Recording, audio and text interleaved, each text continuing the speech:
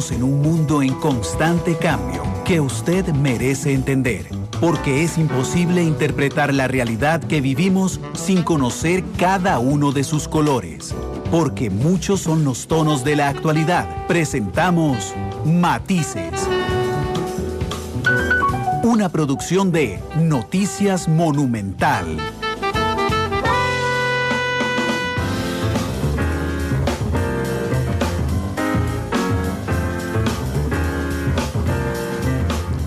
Una de la tarde con 37 minutos. Gracias por estar con nosotros en Matices. Bienvenidos a este programa, a este nuevo capítulo, o a este nuevo episodio, más bien, un nuevo capítulo de Matices. Muchas gracias por acompañarnos hoy con horario especial. Iremos hasta las 2:50 y transmisión del fútbol nacional el día de hoy. Como ustedes lo saben, en la última semana ha habido un intento de un grupo de diputados de la Asamblea Legislativa,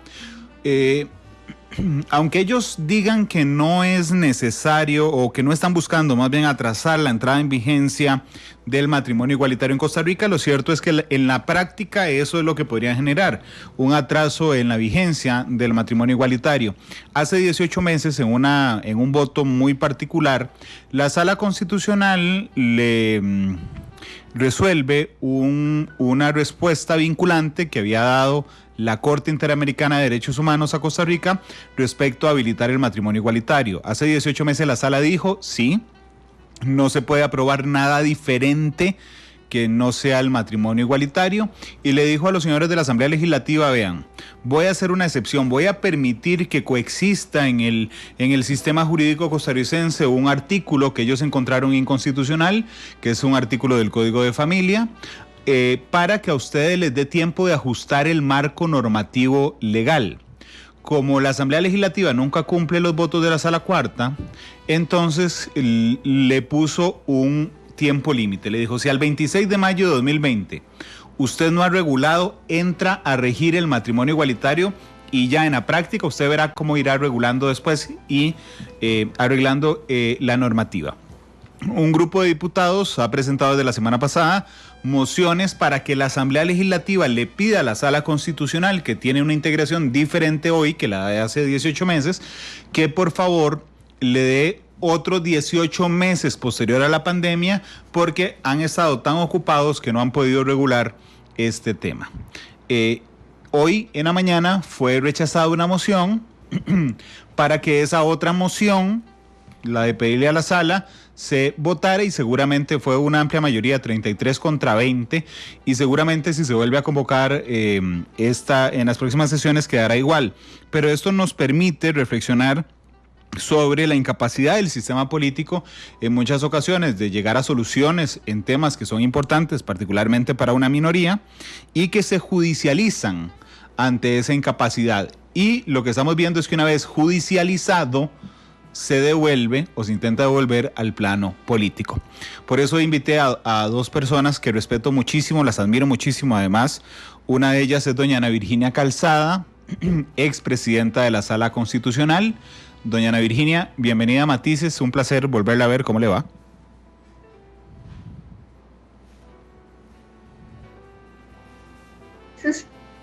Y muy buenas tardes también a todos los que nos están escuchando hoy en la tarde. Muchas gracias, doña Ana Virginia.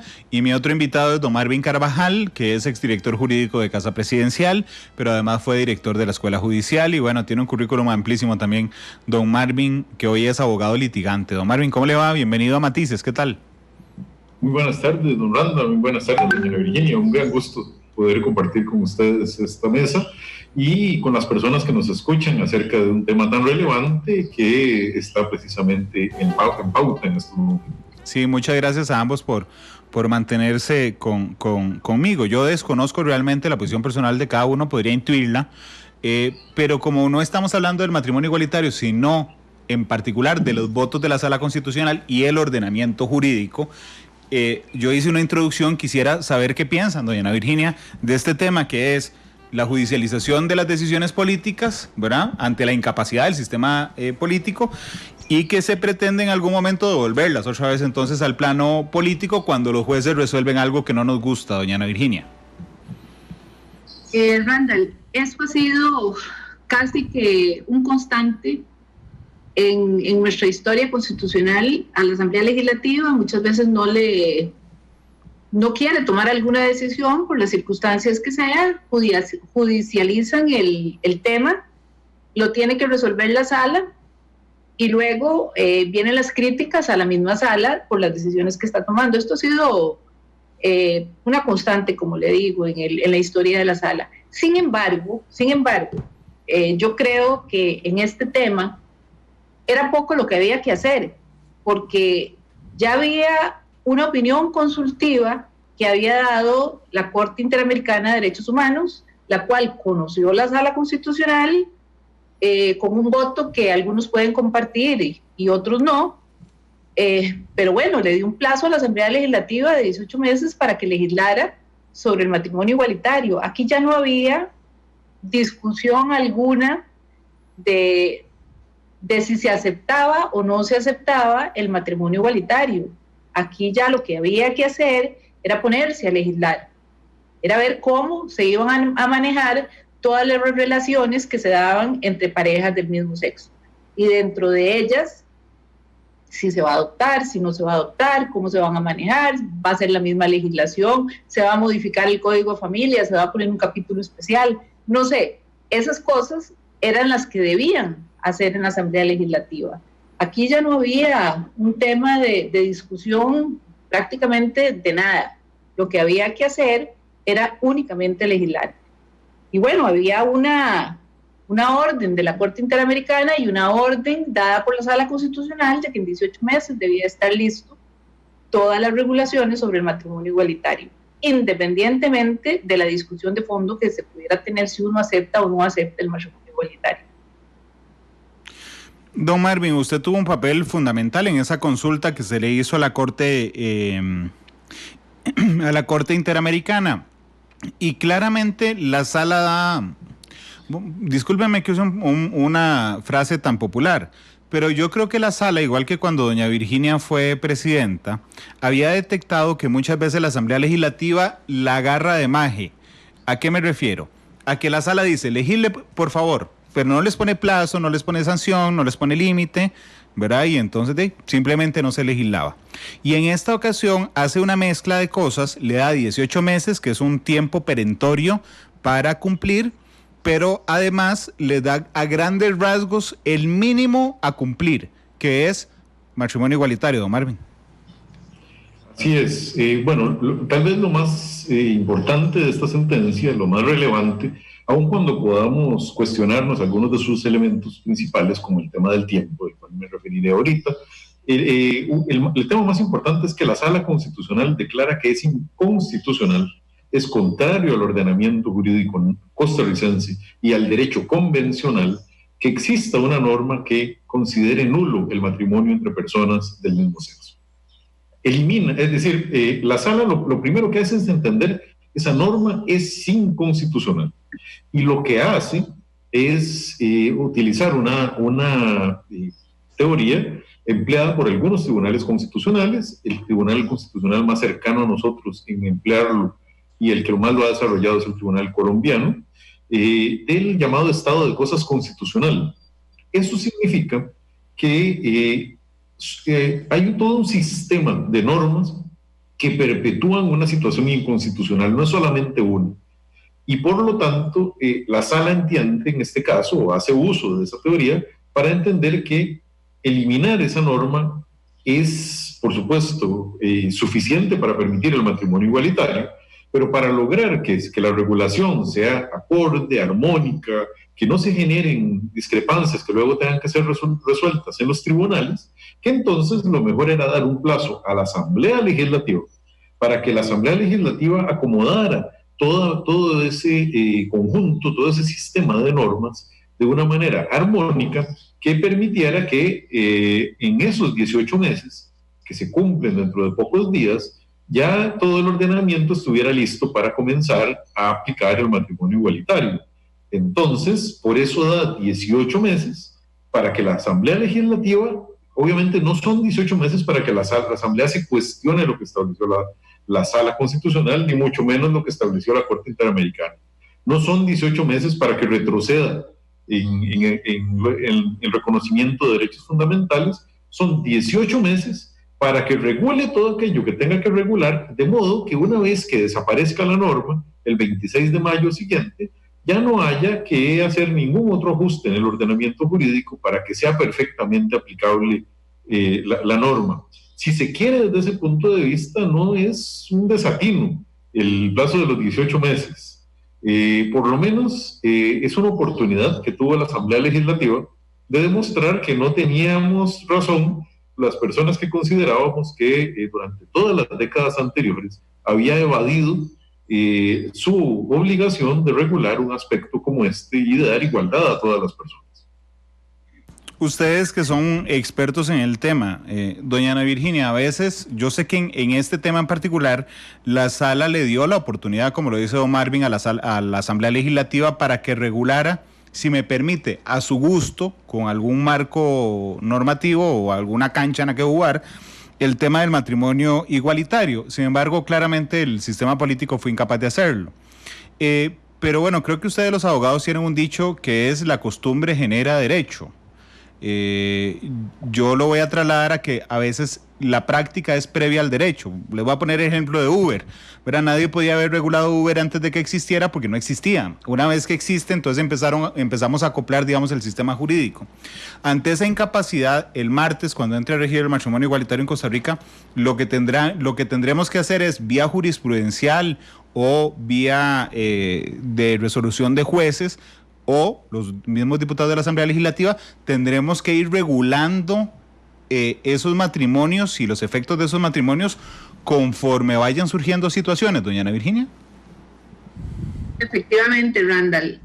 Primero, tal vez recordar que ya en el 2009, la Sala Constitucional había dictado una sentencia en la cual le había dicho a la Asamblea Legislativa que había un grupo de personas dentro de la sociedad costarricense que necesitaban un marco jurídico para regular sus relaciones.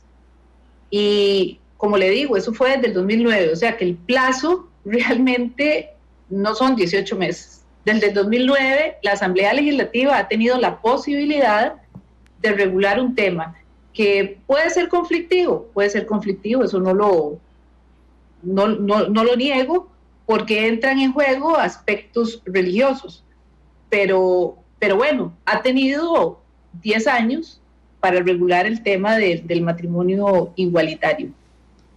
¿Y qué es lo que va a pasar ahora, Randall? Que efectivamente serán los jueces, y los jueces de familia básicamente, los que van a tener que empezar a dictar resoluciones para ir más o menos regulando el marco jurídico en el que se van a mover las uniones del mismo sexo. Entonces eso puede ser peligroso porque un juez puede decir una cosa y otro juez puede decir otra. Entonces todo va a la Sala Constitucional para que la Sala Constitucional, a través de una consulta judicial, sea el que vaya definiendo cuál es el camino que deben seguir los jueces, o vamos a tener jueces que dicen una cosa y jueces que dicen otra.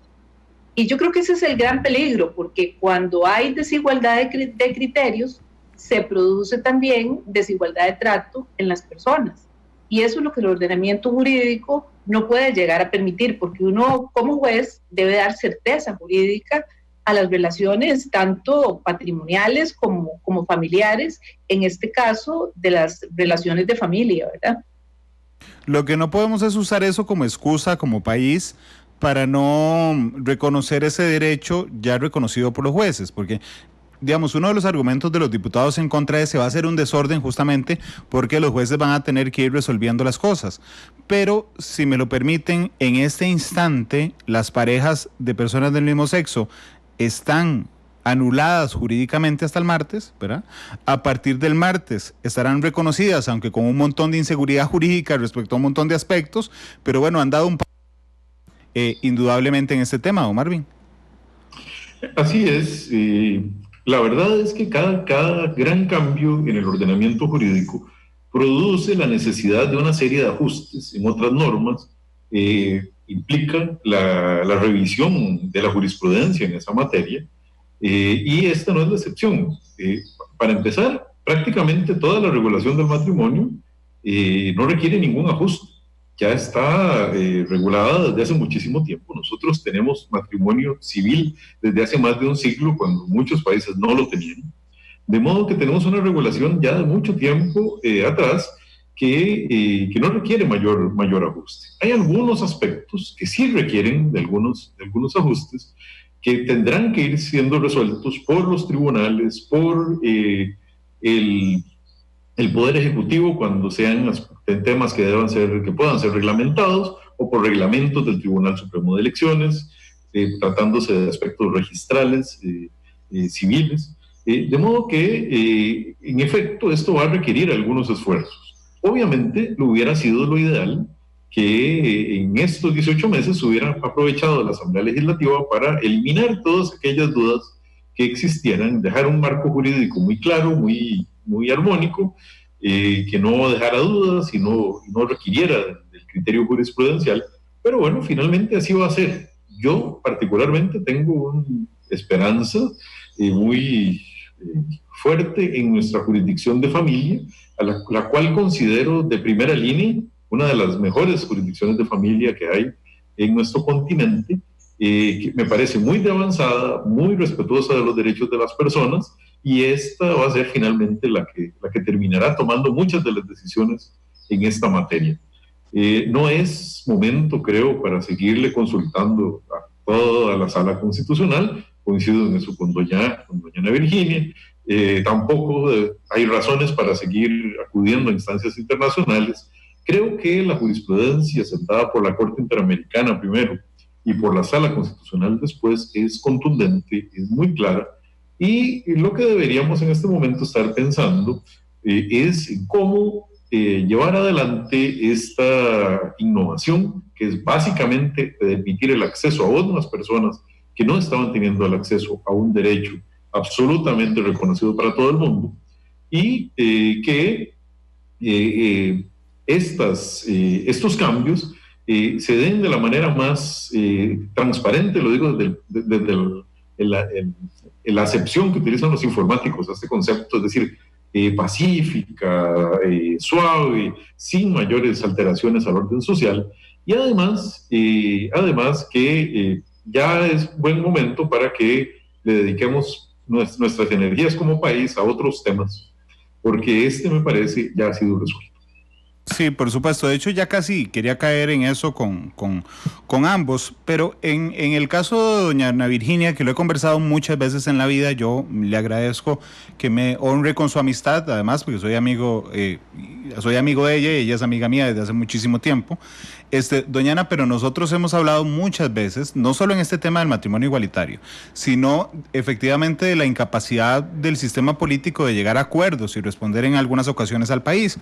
Cuando uno habla con los diputados más críticos de la Sala Constitucional, le dicen a uno, es que la Sala es el Senado, ¿verdad? Y efectivamente yo me puedo a pensar y digo, bueno, tienen razón, pero es que quienes convirtieron la Sala en el Senado son ustedes a la hora de no poder tomar decisiones.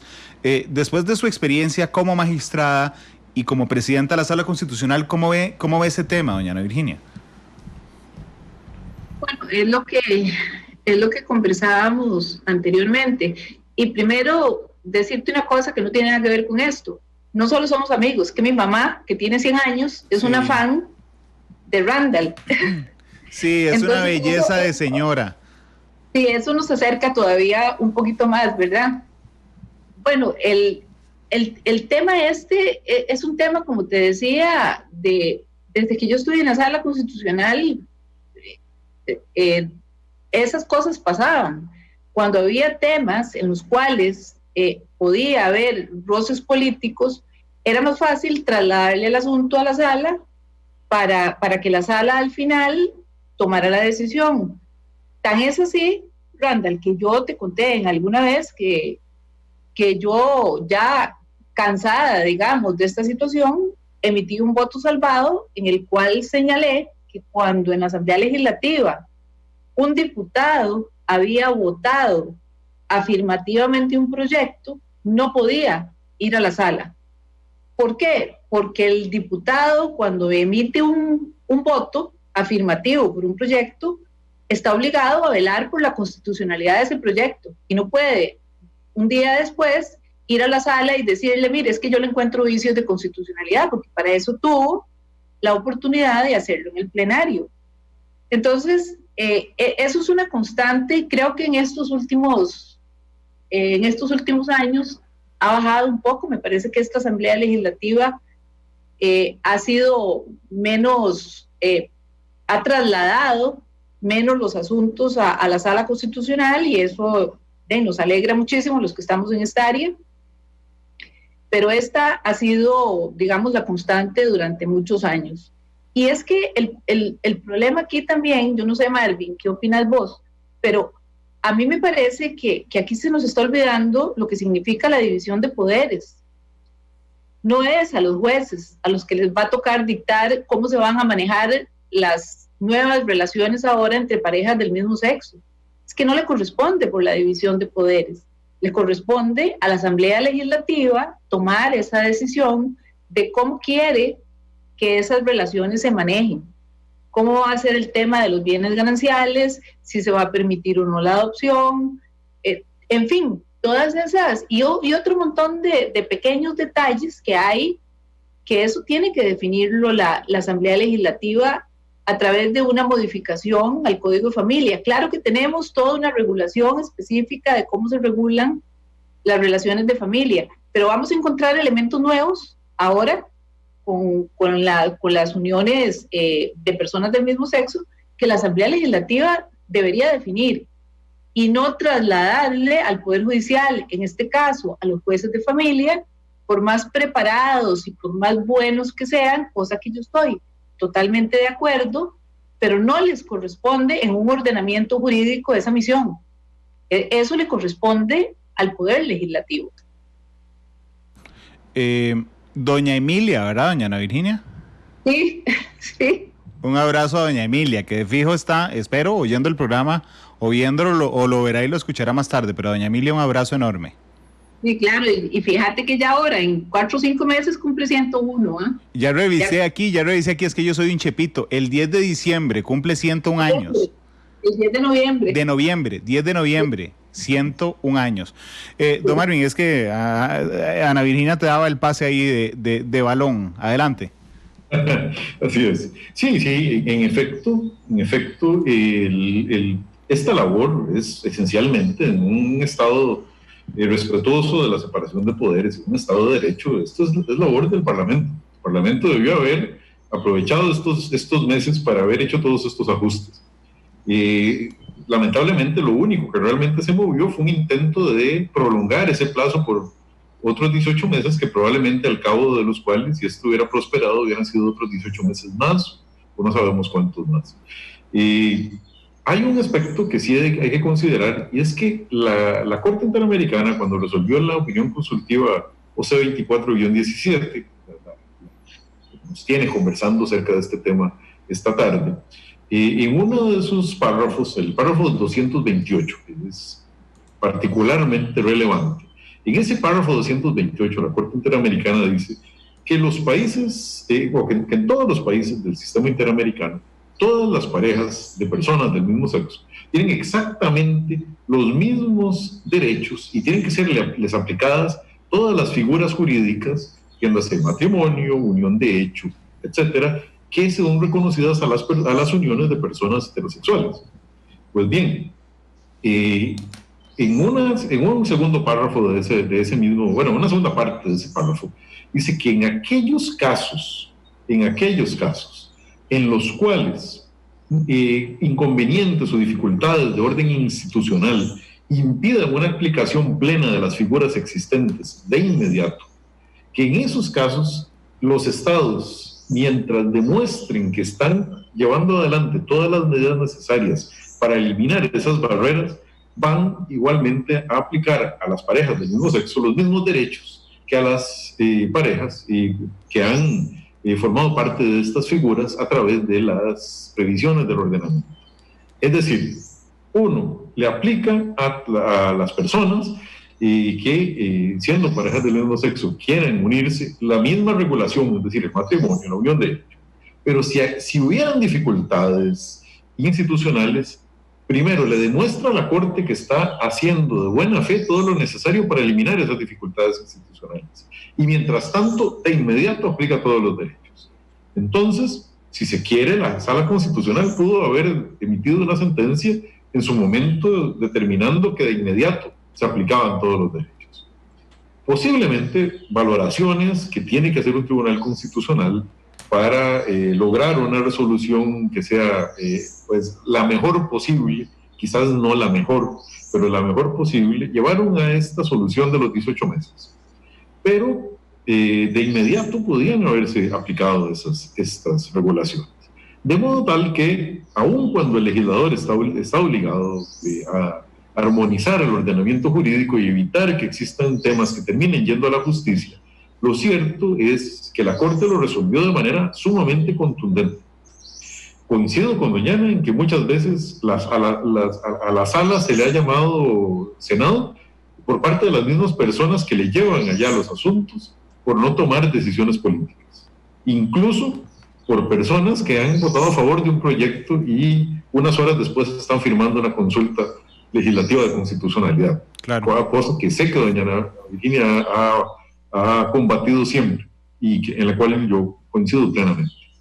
Sin embargo, esta asamblea, que pareciera haber logrado romper ese paradigma y haber logrado consenso en temas muy importantes para la realidad nacional, en otros temas pareciera que no es diferente a otras asambleas legislativas y no es capaz de avanzar en algunos aspectos, por lo que han tenido que acudirse a los estrados judiciales, y creo que en buena medida muchos de los aspectos van a terminar siendo resueltos. Sí, a mí otra de las cosas más allá, insisto, del tema de fondo, que es el tema del matrimonio igualitario, que me parece muy, muy complicado para cualquier sistema constitucional, es la solicitud de prorrogar el efecto de las sentencias. Es decir, si a mí hoy en la mañana me detienen el Estado, me detiene la policía sin ninguna justificación y yo presento un habeas corpus y la sala me da la razón, yo no me imagino al Estado diciéndole: hey, sala, por favor, deme 2 meses para ver cómo hago para liberar a Randall y cumplir la sentencia que usted me acaba de dictar. Es decir, me parece que es muy complicado para cualquier sistema político, un sistema de derecho, estarle pidiendo a los jueces una prórroga, doña Ana Virginia, en los efectos de las sentencias que ya están tomadas. Randall, y aquí es que a mí me parece que se han enredado, como dicen un dicho popular, en sus propios mecates. A ver, en el ordenamiento jurídico nuestro, en el costarricense, nosotros tenemos dentro del ordenamiento nuestro, en el artículo 7 de la Constitución, lo que es el control de convencionalidad. Aquí tenemos 2 sentencias, una dada por un organismo internacional, la Corte Interamericana de Derechos Humanos, es su control de convencionalidad, y tenemos la Sala Constitucional en control de constitucionalidad. O sea, separemos aquí y podemos encontrar 2 sentencias, las cuales obligan al Estado a regular un tema. No se trata de discutir el tema. Es que a mí me parece que, por eso digo que se están enredando en sus propios mecates, porque aquí ya no se trata de el tema de fondo, como lo está señalando y como lo ha señalado Marvin. No se trata de ver si aceptamos o no el matrimonio igualitario. Ya eso es una obligación constitucional y una obligación convencional, que es lo único que tienen que hacer, regular, como decía Marvin, todos aquellos cabos sueltos que no pueden ser regulados a través de la legislación de familia. Y esto es lo que se debe abocar la Asamblea Legislativa. Yo creo que ya no es momento de pelear si se acepta o no se acepta, es que es obligatorio. Ya hay 2 sentencias, nosotros pertenecemos al sistema interamericano. Y como pertenecemos al sistema americano, nos comprometimos a obligar a cumplir las sentencias que este tribunal daba.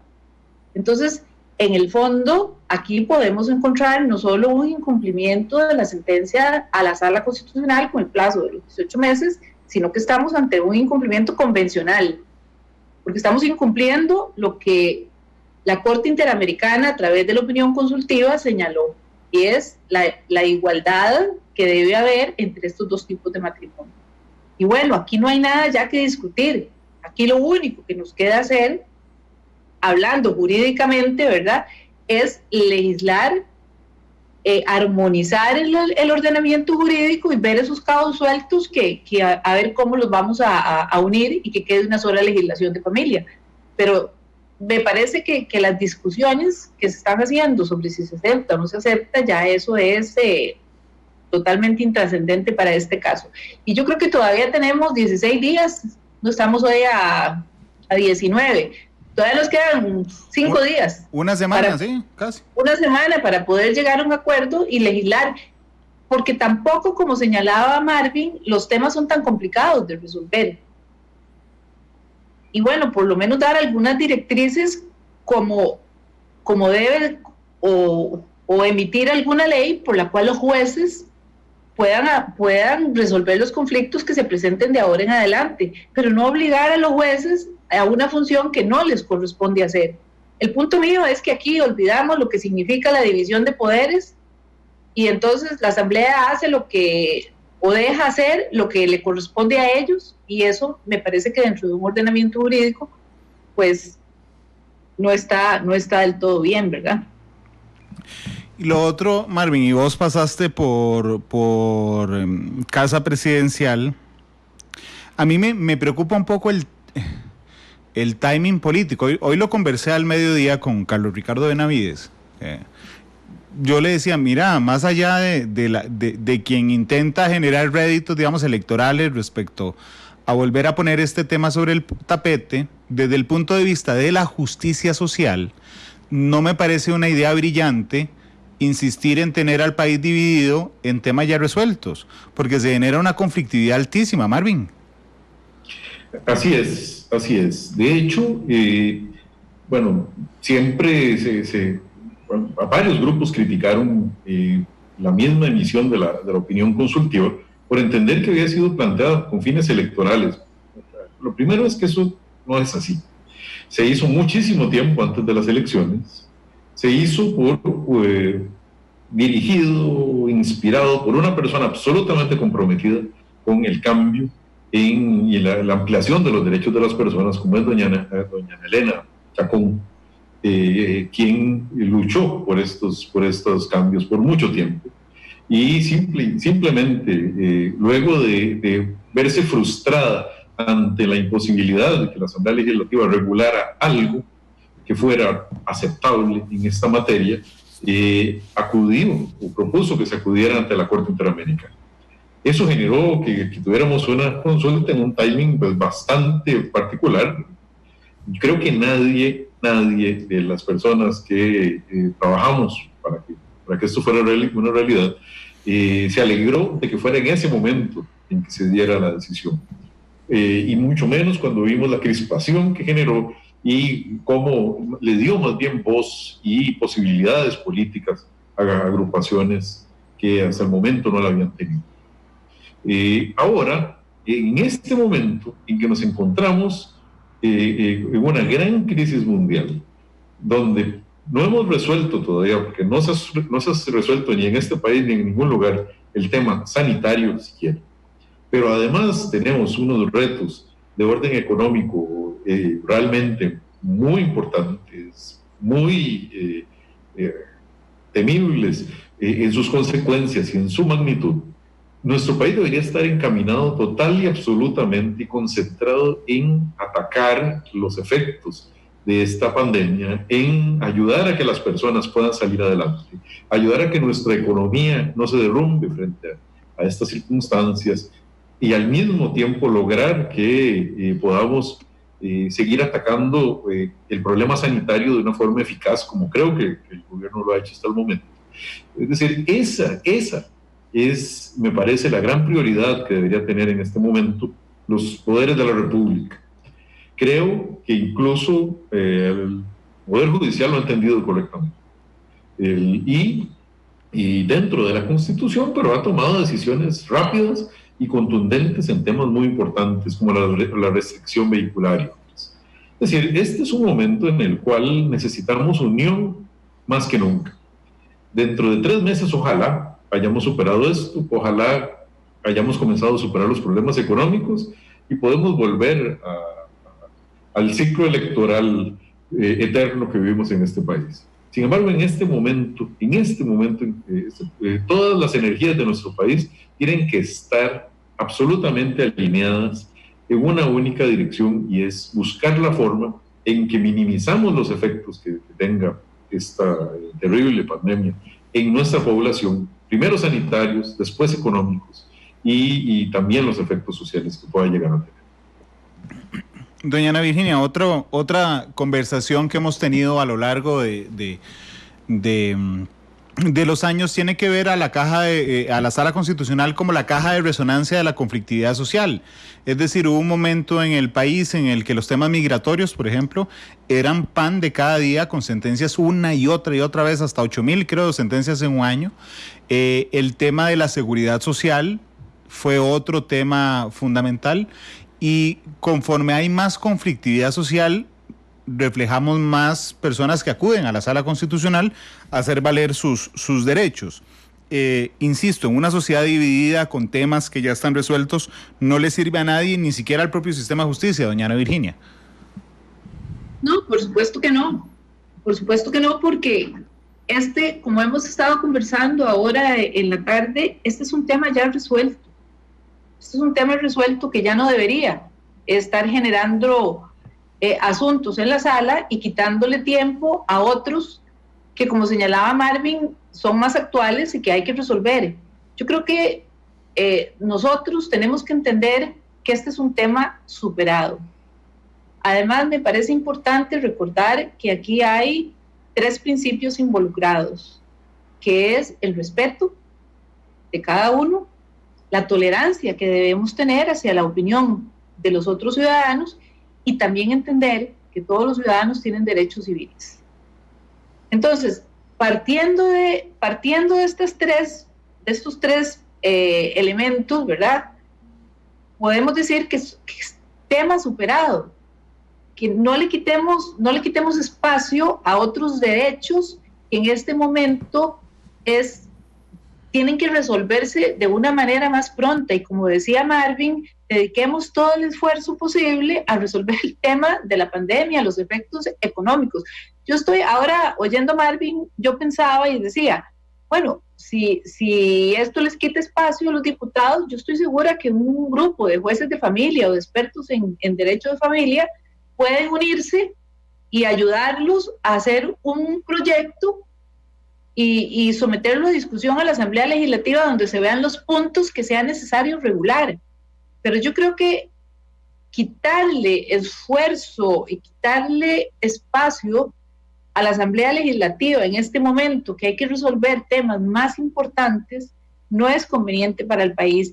Creo y sigo pensando que tenemos que entender que este es un tema superado, que a veces uno tiene que decir, lo quiero o no lo quería, y bueno, pasó, pero ya se acabó, es tema superado. No podemos seguir retrocediendo, porque en esto no hay vuelta atrás. Tenemos 2 sentencias, como les decía antes, una de la Corte Interamericana de Derechos Humanos y otra de la Sala Constitucional, que obligan a regular el tema. Y como obligación convencional y constitucional es lo que se debería hacer sin mayor discusión y simplemente ajustar la legislación. Llevarle esto a la Asamblea Legislativa podría ser a través de jueces de familia que perfectamente podrían hacer un proyecto, y yo creo que en eso no habría mayores dificultades. Yo siento que muchos de ellos estarían dispuestos a colaborar en este tema con la Asamblea Legislativa. De hecho, vean lo interesante, desde el 6 de marzo pasado, cuando se confirmó el primer caso de COVID-19 en Costa Rica, Noticia Monumental tiene 3 emisiones diarias, por supuesto, y entonces en cada una de las emisiones usted mide respecto al interés público cómo ordena esa emisión. Y un día de esos alguien me dijo, hace como 15 días me dijo, yo ya no oigo Noticia Monumental porque ustedes solo hablan de COVID. Y entonces le dije, sí, pero es que, digamos, el COVID afecta el sistema político, la sanidad, la seguridad, las fronteras, bueno, un montón de cosas. El único día en que abrimos con algo diferente al COVID en los últimos 2 meses y medio fue el día que los diputados presentaron la moción para atrasar el matrimonio igualitario. ¿Y por qué? Porque en la evaluación de la opinión de la mañana, donde estábamos viendo la opinión de la gente, efectivamente a mí me parecía increíble que ocupara por primera vez en dos meses y medio más importancia el tema de si se atrasaba o no la entrada en vigencia que, Marvin, del mismo tema del COVID-19, por ejemplo. Definitivamente, eso es una inversión de prioridades que en este momento no es posible. A lo que mencionaba doña Ana, yo le agregaría un aspecto que es compatible con las tres ideas que ella desarrolló. Simple y sencillamente, acá estamos, o acá se estuvo hace 18 meses y hace 2 años por parte de la Corte Interamericana, resolviendo un tema que no tiene en el fondo nada de esotérico, nada de ciencia aeroespacial, es la aplicación del principio de igualdad. Yo sé, hay gente que todavía en los Estados Unidos reclama que las personas afroamericanas tengan derechos civiles. Hay personas que siguen quejándose porque las mujeres voten. En algún momento, estas críticas hacia la posibilidad de que las personas accedan a los mismos derechos, cualquier tipo de persona, sin distinción, sin discriminación, también estarán bastante superadas. Yo tengo 22 años de dar clases en la Universidad de Costa Rica de Derecho Constitucional, básicamente siempre los mismos cursos. Hace 20 años yo sometía este tema a discusión y digamos de un grupo de 35 estudiantes había 20 a favor y 15 en contra. Hace 10 años lo sometía y tenía 25 a favor y 10 en contra. Si yo dejé ya de someter este tema a discusión en mis grupos, porque en los 2 o 3 últimos años, cuando lo llevo a discusión, no solo no hay disenso, hay un absoluto consenso en el tema, sino que además ya comienzan a ver ridículo que estemos hablando que estemos tratando de cuestionarnos si estas personas tienen los mismos derechos que estas otras personas, cuando todas son personas. Mi opinión es que generacionalmente nosotros estamos, vamos a dejar de lado este debate y que quedan todavía algunas pocas réplicas de la noción que en algún momento tuvimos, que nos decía que teníamos derecho a opinar acerca de los derechos de los demás, que mis derechos nadie me los toque, pero los derechos de los otros, la verdad es que están pidiendo demasiado, no son derechos esenciales de la persona. Obviamente, en este momento, las energías de nuestra sociedad tienen que estar orientadas a los hechos que estamos viviendo. Y quisiera mencionar un ejemplo muy reciente que también fue retratado hoy en los medios de comunicación, inclusive Noticias Monumental, y es el problema que tenemos en este momento en las fronteras. Es un problema gravísimo desde el punto de vista sanitario, gravísimo desde el punto de vista comercial, gravísimo desde el punto de vista eventualmente alimentario también. Estos son en este momento los problemas que atendemos como sociedad, todos los poderes de la República y también el sector privado,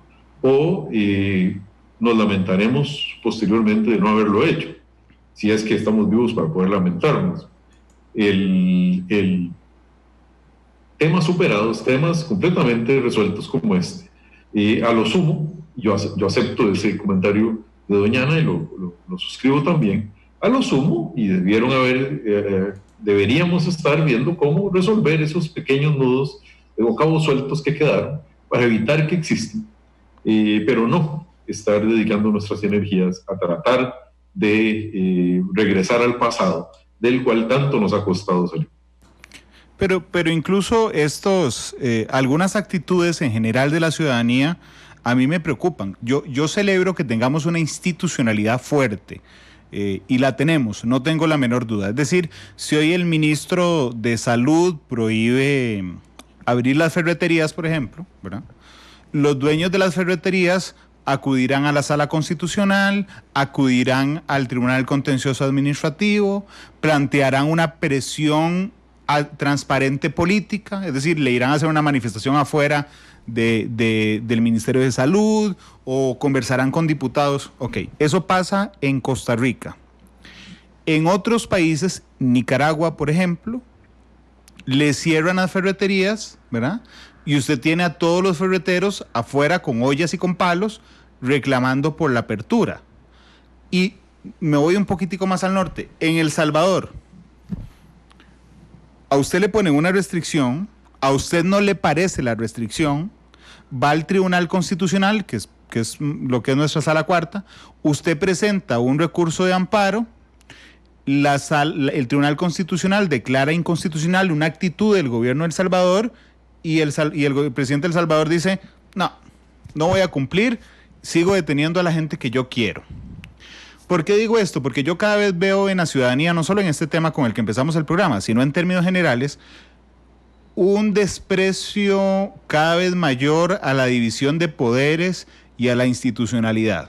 Es decir, usted ve, doña Ana Virginia, el problema en la frontera norte, y supongo que usted lo ha escuchado, yo lo he escuchado, no dejen entrar a un solo nica más. O si están enfermos, ¿acaso es nuestro problema? Déjenlos ahí que se mueran en la frontera.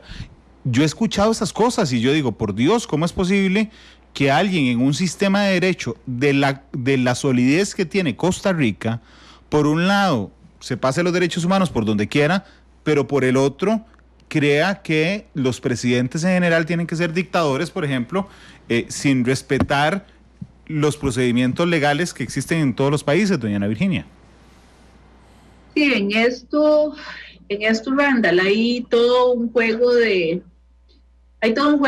derechos, y en el tema de los derechos fundamentales también encontramos en algún determinado momento derechos que tienen que ceder ante otros por la situación, ¿verdad? A ver, por ejemplo, en el tema de cerrar las fronteras de Costa Rica, pudo haber, no sé, yo no quiero criticar una medida de emergencia porque están en juego muchas cosas, ¿verdad? Pero, a ver, estaba la salud pública de toda la gente que estamos adentro, ¿verdad? Versus el cerrar fronteras y tal vez no verlo desde el punto de vista que yo los voy a dejar morir ahí en la frontera. No, eso no puede ser, son seres humanos y que en algún momento hay que prestarles atención, igual que tenemos que prestar atención, por ejemplo, al tema de la pobreza en este país, ¿verdad?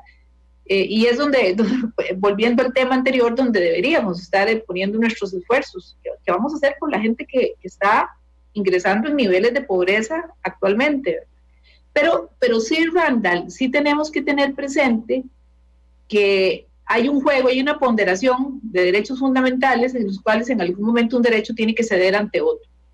Esto ya lo vivimos de una manera más suave, pero lo vivimos con el tema de las Torres Gemelas. Si ustedes recuerdan, en aquellos momentos se dio una tensión también importante. Marvin, yo creo que estabas en ese momento en la sala todavía, entre seguridad versus libertad.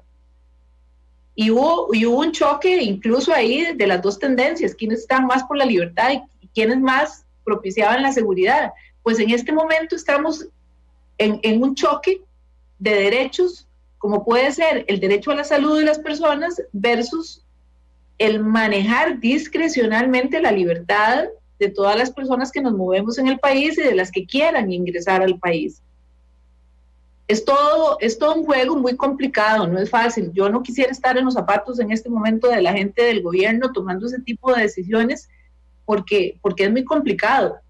Lo que sí tenemos que estar atentos, y yo creo que eso no está mal, es cuando se extralimita la toma de una decisión, si es injustificada o es infundada. Pero hasta el momento yo creo que no ha habido ninguna de las medidas que se han dictado que excedan, digamos, ese parámetro, ese juego que tiene que haber de ponderación de los derechos fundamentales. Y bueno, como decía, son circunstancias muy difíciles, porque además, a excepción de lo que fue las Torres Gemelas, yo creo que no hemos vivido en el país una situación en la cual entran en colisión dos derechos tan fuertes como son la libertad, y ahí hablo de libertad de tránsito, ahí hablo de todo lo que son las libertades, versus el derecho a la salud y el derecho a la salud pública, ¿verdad? No sé si con esto te contesto, Randall. En realidad es que me parece una reflexión muy interesante, doña Ana Virginia, porque realmente, digamos, en ese balance, en la ponderación de derechos que tiene que hacer el Estado y el gobierno, digamos, en temas como este, yo, Randall, no he visto un exceso.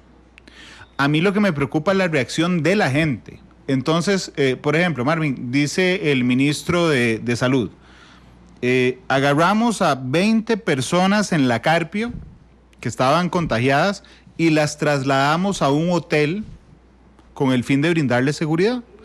Y hay gente que ayer me dijo, qué exageración la del ministro de Salud, que además no dio a conocer en cuál hotel están. Entonces yo les dije, es que no tiene por qué dar a conocer en qué hotel está, porque además la reacción de la gente es lamentablemente tremendamente xenófoba, ¿verdad? Y entonces, igual que en el caso de los fallecidos por COVID, y la gente nos dice, pero ¿por qué no dicen el nombre de las personas con COVID? Bueno, porque es un derecho fundamental la privacidad del expediente médico, por ejemplo, ¿verdad? Y entonces hay gente que me dice, ¿y mi derecho a un ambiente sano? Bueno, esa ponderación que yo entiendo hasta este instante la ha tenido claro el gobierno. Lo que me preocupa es como la cultura popular de que queremos, y perdón que le ponga un nombre, queremos un Bukele aquí en Zapote, manoseando los derechos humanos, Marvin. Sí, es algo complejo. Pensar que una sociedad que ha tenido la enorme bendición de contar con un régimen institucional tan sólido, tantas décadas sin un golpe de Estado, tantas décadas sin ejercicios autoritarios del poder, lo único que nos hace pensar es que probablemente las personas nos terminamos acostumbrando, y nos acostumbramos tanto a la democracia que no la apreciamos. No apreciamos lo que significa un Estado de Derecho, lo que significa la separación de poderes, lo que significa poder disfrutar con libertad de nuestras opciones, tener un gobierno que se ve tan limitado por la Asamblea Legislativa, por el Poder Judicial, por el control que ejercen los medios de comunicación, por el control que ejerce la ciudadanía, que tiene que actuar de una forma muy moderada y muy prudente. Sin duda alguna, los pasos que se han dado en este caso son medidas muy poco drásticas. En muchos países se ha establecido el toque de queda, y aquí cuánta gente no la pidió a gritos el toque de queda. Aquí lo que tuvimos fue una restricción vehicular, la imposibilidad de manejar a ciertas horas durante determinados días. Aquí no tuvimos cierre absoluto de todo el comercio. Buena parte del comercio se ha seguido funcionando, y eso ha permitido que el colapso no sea mucho mayor todavía. Estas decisiones, de esa manera prudente, adecuada, deberíamos probablemente, quizás no tenemos que agradecérselas a nadie, deberíamos considerar que eso es lo normal, esa es la forma como se debe actuar. Pero definitivamente yo no creo que debiéramos estar criticando esa suavidad y pidiendo medidas más drásticas, más duras, que finalmente a nosotros mismos nos estarían afectando en este momento en el ejercicio de nuestros derechos. Muy probablemente estamos tan acostumbrados a nuestro modelo democrático que no lo apreciamos adecuadamente. Nadie sabe lo que tiene hasta que lo pierde, dice el dicho, y probablemente esto es lo que estamos viviendo en este momento, cuando alguien pide que se expulse a los extranjeros, que no se le reconozcan derechos a los privados de libertad, que aplauden aquella foto monstruosa de los privados de libertad en El Salvador, apiñados en un patio mientras se requisaban sus celdas, quien pide que no se reconozcan determinados avances en materia de derechos de las mujeres, posiblemente no tiene noción muy clara de qué tipo de sociedad tendríamos si estos avances no los hubiéramos alcanzado, si esta institucionalidad no fuera tan fuerte. Claro, por eso a mí me genera gracia incluso en algunas ocasiones cuando algunos grupos atacan no solo a la Sala Constitucional, sino también al sistema interamericano, doña Ana Virginia.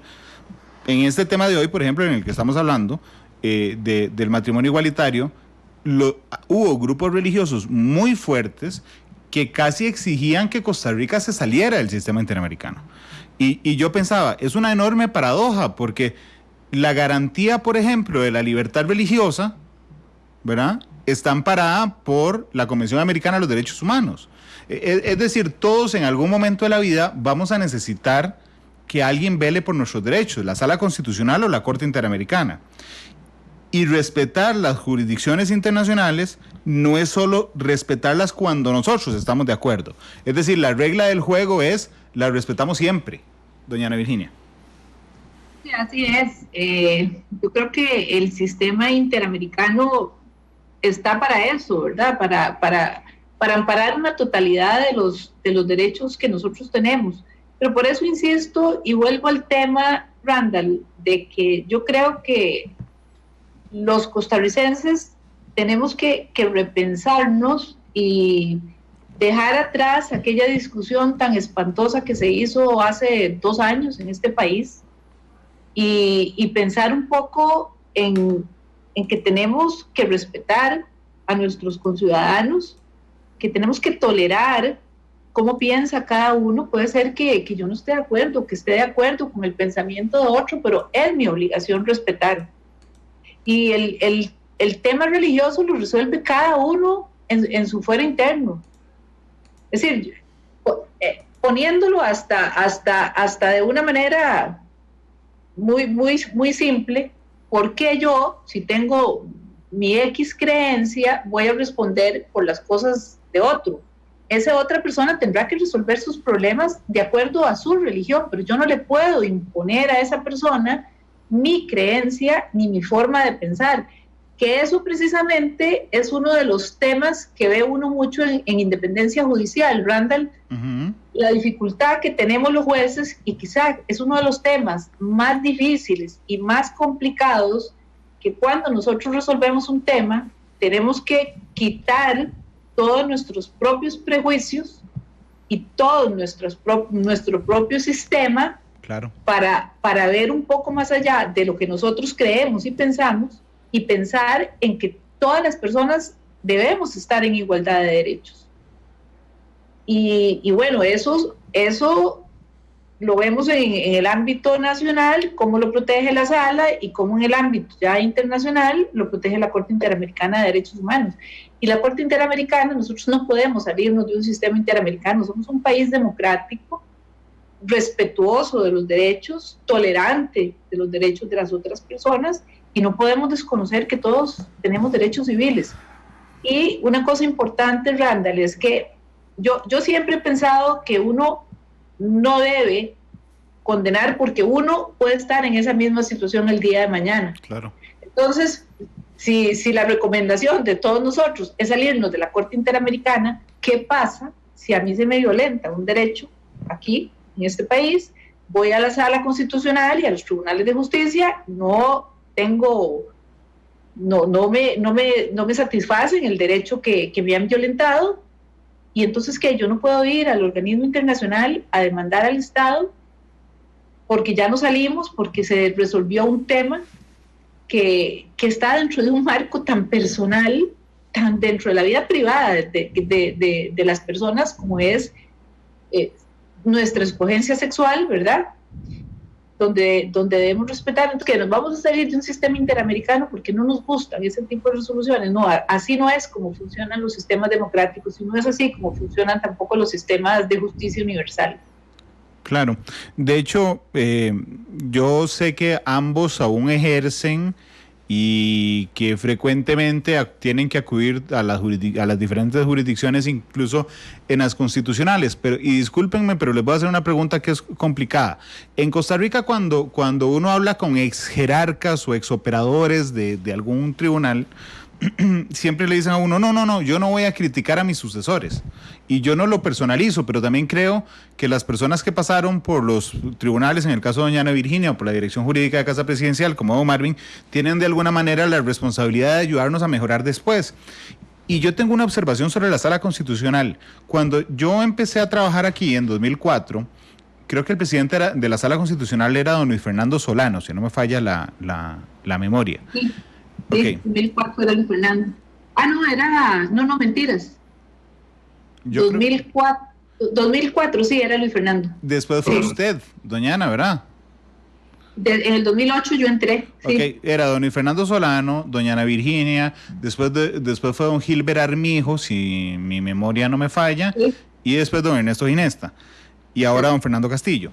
En los votos de esa sala, de la sala de don Luis Fernando, de la sala suya, incluso en la sala de don Gilbert, cuando uno leía una sentencia de la sala constitucional, veía un esfuerzo porque la sala fuera muy clara con la ciudadanía respecto a los efectos de sus sentencias. Es decir, uno notaba un trabajo para que no fuera una mayoría muy vulnerable, 4-3 por ejemplo, la que señalara el voto de mayoría y que sus argumentos fueran claros y no quedaran a interpretación de cada uno de los que lo leíamos.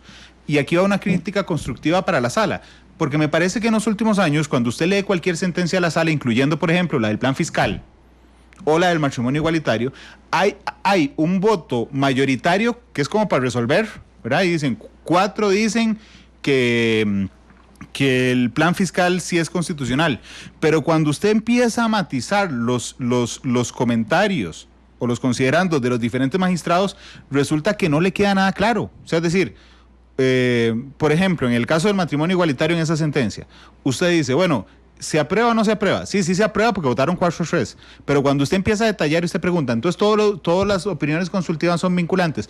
Bueno, la sentencia no dice eso. Y el plazo, ¿qué pasa si no se cumple el plazo? Bueno, 3 dicen tal cosa, 1 dice tal cosa, el otro dice tal cosa.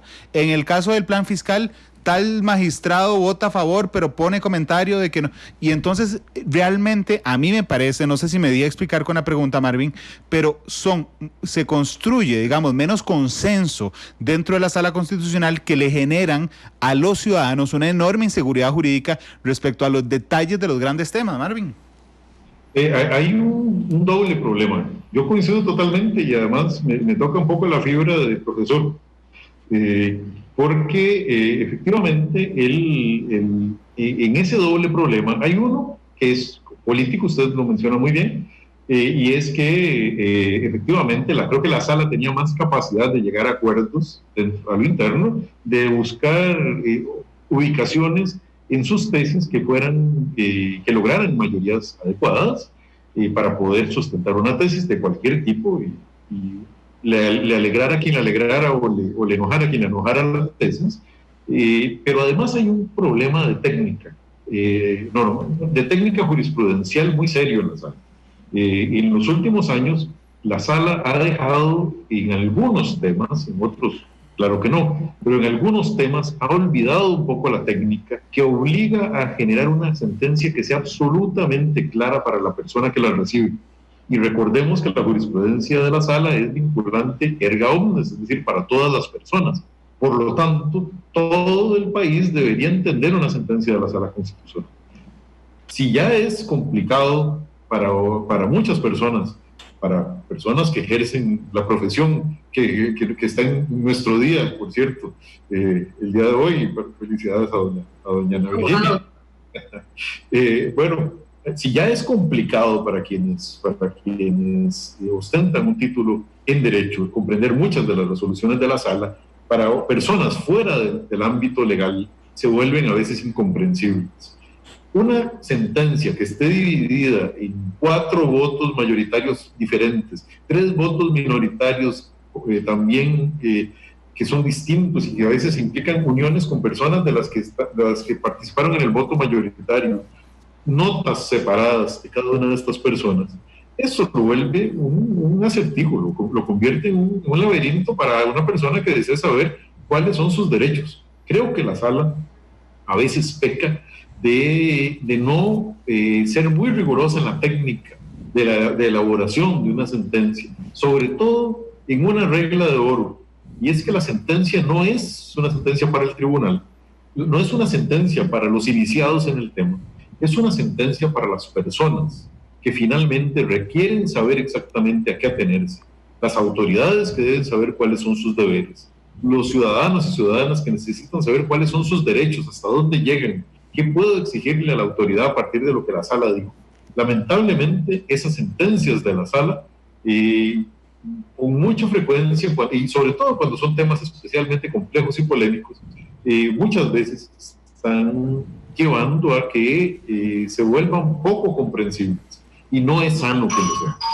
Porque me parece que a veces intentan, doña Ana Virginia, bajo este mismo tema, quedar bien con Dios y con el diablo. Y a mí me consta que usted como presidenta hace un esfuerzo por construir, digamos, un consenso donde uno como accionante tuviera certeza de a qué fue la conclusión que llegó a la sala. Aquí me parece que resuelven un tema grande, pero en los detalles hay una enorme incertidumbre, doña Ana Virginia.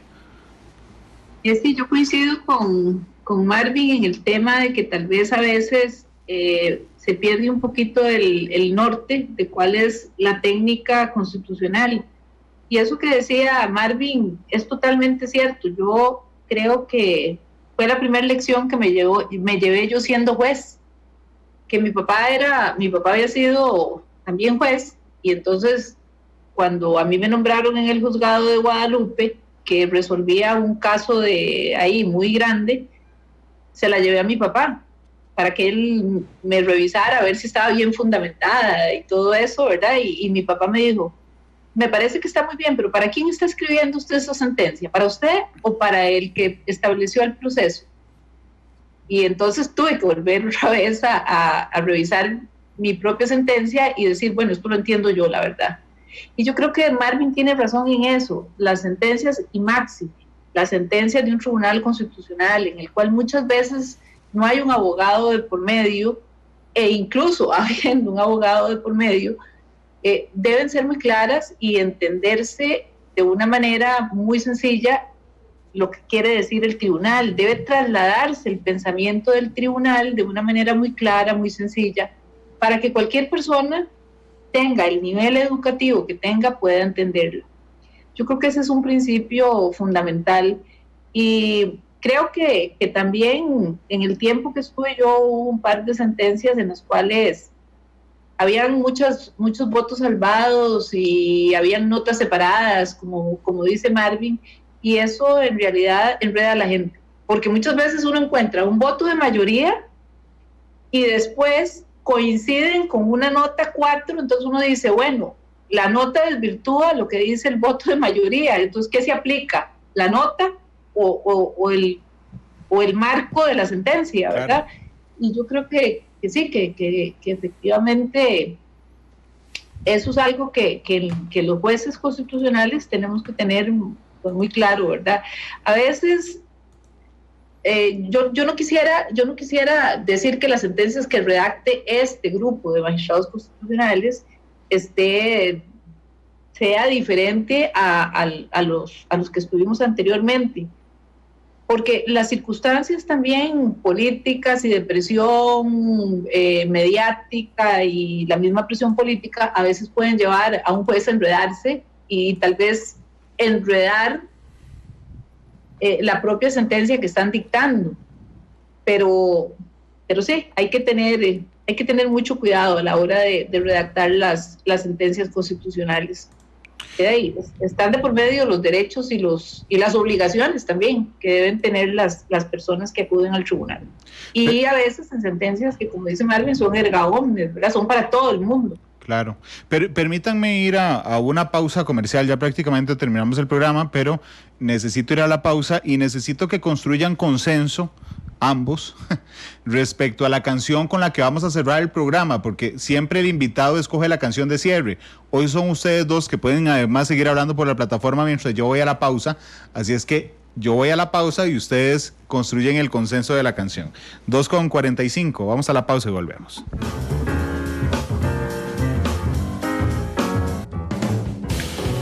2:51 p.m. Gracias por estar con nosotros hoy en horario especial. Ya vienen nuestros compañeros de Deportes Monumental. Antes de pedirles la canción con la que vamos a cerrar, doña Ana Virginia, muchas gracias por haber estado con nosotros. Encantada, Rafael. Siempre, vos sabés que es un placer estar con ustedes y aportar un poquito, ¿verdad?, de lo que uno ha tenido experiencia en su carrera profesional. Pues yo estoy muy honrado de que nos haya acompañado hoy en la tarde. Usted, igual que don Marvin Carvajal. Marvin, muchas gracias por habernos acompañado. Al contrario, muchísimas gracias por la invitación y también muchas gracias por estar preocupado con temas de relevancia como este para nuestro país. Cuéntenme qué canción escogieron. Bueno, escogimos Color de Esperanza de Diego Torres porque llegamos a la conclusión de que esa es la actitud que debemos de tener todos nosotros, que juntos y con esperanza vamos a salir de esta. Y vamos a salir bien. Vamos a vencer esta emergencia sanitaria y también vamos a ayudar a que los costarricenses salgan adelante. Que así sea. Muchas gracias por estar conmigo en Matices. Son las 2:53. Diego Torres despide el programa de hoy. Hasta luego.